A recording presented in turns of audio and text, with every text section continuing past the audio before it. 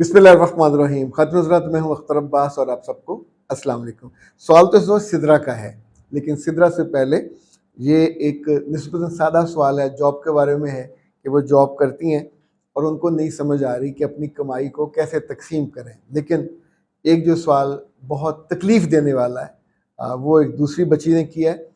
अच्छा, जिन बच्चियों को अपनी गलती का एहसास हो, मैं आमतौर पे उनके सवाल को बड़ी ही मोहब्बत से लेता हूँ, गुस्से से नहीं लेता और उस पर रद्दमल भी नहीं देता। इस बच्ची ने कहा है कि सर, मैं एक बहुत इज़्ज़तदार घराने से मेरा ताल्लुक़ है, मैंने बहुत अच्छी पढ़ाई की अपनी मर्ज़ी से।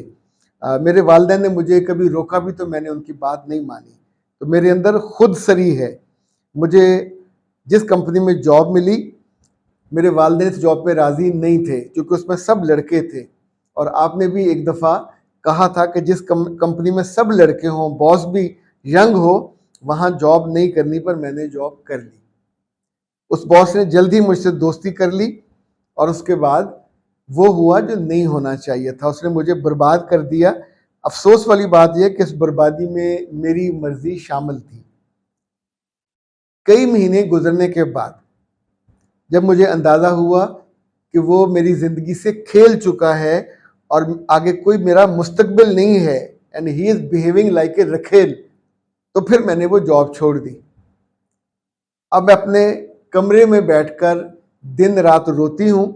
अभी तक मेरे माँ बाप को इल्म नहीं है कि मेरे साथ क्या हुआ। अब मैं नई जॉब करूँ या अपना इलाज कराऊँ, मुझे इल्म है कि अकेली लड़की इस मामले में इलाज के लिए किसी हॉस्पिटल या डॉक्टर नहीं जा सकती। वहाँ एक अलग तरह की ब्लैकमेलिंग का ख़तरा होता है। प्लीज़ आप मेरी मदद करें, मुझे इस मायूसी और अंधेरी गुफा से निकालें। मेरे बच्चे, जो गलती आपने की है, काश माएँ जब बच्चियों को भेजती हैं पढ़ने और जॉब के लिए, तो अच्छी माएँ उन पर हमेशा उन्हें अल्लाह के हवाले करती हैं, आयतुल कुर्सी पढ़ती हैं, चारों कुल पढ़ती हैं, फिर उनसे वादा भी लेती हैं। पर जो बच्चियाँ खुद सरी से आगे चलती हैं, ये उन जानवरों की तरह होती हैं जो मालिक के कहने के बावजूद उन खेतों में चली जाती हैं जहाँ उनको नहीं जाना चाहिए। तो कभी कभी गांव वाले तो ऐसे जानवरों को, ऐसी बकरियों को उनकी टांगें भी तोड़ देते हैं और ज़ाहिर बहुत गुस्सा और इस पर रद्दमल बड़ा शदीद होता है। अभी आपके मामले में मुझे नहीं इल्म कि आपकी कौन सी बात अल्लाह के यहाँ है, आपकी माँ बाप की कोई नेकी है कि जिस पे अब तक इस पर पर्दा डाला हुआ। तो मेरे बच्चे, आप फौरी तौर पर राब्ता करके तो अपनी ट्रीटमेंट करवा लीजिए। और ट्रीटमेंट की बुनियादी शर्त जो है वो तौबा है, वो आपने कर ली है। तो अब आपको पूरा यानी 30 से 40 दिन लगते हैं इस ट्रीटमेंट में। तो इंशाअल्लाह ये जो आपकी वर्जिनिटी लॉस हुई है और नई आपको ज़िंदगी स्टार्ट करनी है, इसमें कुछ एक्सरसाइजेज होती हैं और 2 मेडिसिन होती हैं, एक ऑयल होता है। तो इंशाअल्लाह चूँकि हम इसको कामयाबी से गिनते हैं कि बच्ची हिफाजत से, इज़्ज़त से, एहतराम से, वक़ार से अपनी नई ज़िंदगी में चली जाए। तो 0332 746 8746 या 0300 946 8746 पे रब्ता करके तो आप ये मेडिसिन मंगवा लीजिए और फिर अल्लाह का नाम लेके इसको इस्तेमाल कीजिए। डेज़ के दिनों में इनको इस्तेमाल नहीं करना होता, बाकी 30 दिन आपने पूरे करने। और फॉर सेफर साइड, बाज़ पेशेंट्स को उनकी सूरत देखने के बाद हम ये 40 दिन का भी उसको करते हैं रिकमेंड। ओके जनाब, तो अब हम बात आते हैं सिदरा की तरफ। सिदरा कहती हैं कि जॉब करने वाली बच्चियों पे वीडियो बनाइए कि वो अपनी कमाई का किस तरह हिस्सा करें, अपने माँ बाप की मदद कैसे करें और ख़ुद पे कैसे खर्च करें।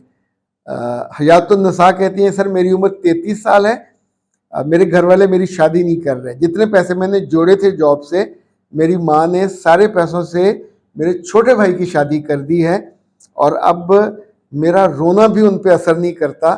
और जब मैं कभी उनसे कहती हूँ तो वो मेरी बेइज्जती करते हैं कि तेनू बड़ी काली है। तो मैं क्या करूँ? हयात बेटा, आपकी उम्र लड़की वाले कैटेगरी से गुजर गई है।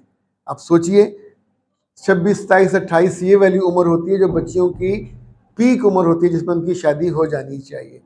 30 के बाद औरतों में शामिल हो जाती। तो अभी भी वक्त है, आप के घर वाले चूंकि लालच कर रहे हैं आपके पैसों का, तो अक्लमंदी ये होती है वो सब बच्चियां जिनकी शादी नहीं हुई वो अपनी माँ के पास या भाई भाभी के पास हैं, तो हमेशा अपनी पे का एक हिस्सा वहां दिया करें। आप भी सारा पैसे वहां दे देते हो, जितनी बच्चियां सारे पैसे घरों में देती हैं उनके साथ बिल्कुल बैन ही यही होता है। मैंने जो तथ्य निकाला है इन पिछले 8-10 वर्षों में ऐसे केसेस का, सिद्रा बेटा आपके लिए भी यही बात है कि कम से कम हर लड़की को अकल इस्तेमाल करते हुए अपनी पे के 3 हिस्से करने चाहिए, और ये 3 हिस्से करने से पहले 10% उसमें से अलग कर लें। यानी ये 10% वो होगी जो आप अल्लाह की राह में खर्च करोगे। किसी भी अपने ख़ानदान की कमज़ोर खातून, बेवा खातून, उनके बच्चों पे, उनकी ग्रॉसरी पे, उनकी फ़ीसों पे लगा दीजिए, ये इन्वेस्टमेंट है। जो 3 हिस्से होंगे उसमें एक हिस्सा घर दीजिए, दूसरा हिस्सा अपने आप पे खर्च कीजिए, तीसरे हिस्से को हर सूरत में पसंदाज कीजिए। पसंदाज कहते हैं बचा लेना।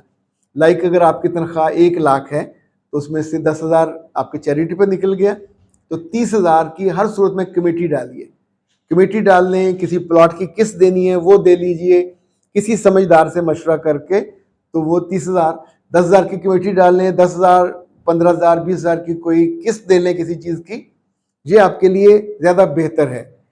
इसी तौर पे ये भी हो सकता है कि उन्हीं 30,000 में से आप कुछ कमेटी डाल के अपना जेवर लेके अलग से रखना है, और ये ज़रूरी नहीं होता कि इसको भरे घर में सबको बताया जाए। दूसरा हिस्सा जो है वो आपके अपने कपड़ों पे, जूतों पे, आपके आने जाने के किराए पे खर्च होगा। तीसरा हिस्सा घर में दीजिए, और इसमें जब भी आप बहुत ज़्यादा डेविएट करोगे तो बाद में खुद तंग होते हो। और हयात बेटा आप भी इस बात को नोट कर लीजिए, और सिद्रा आप भी, और वो सारी बच्चियाँ जो इस तरह के प्रोसेस में प्रॉब्लम में आती हैं वो इस बात को नोट कर लें। चलें जनाब, इससे पहले कि आपसे इजाज़त ली जाए, आपको ये बताता चलूँ कि डॉक्टर साहबा ने 3 नए साबुन बनाए हैं, और तीनों कमाल हैं। एक एक्नी वाली बच्चियों के लिए है, एक्नी ब्यूटी सोप।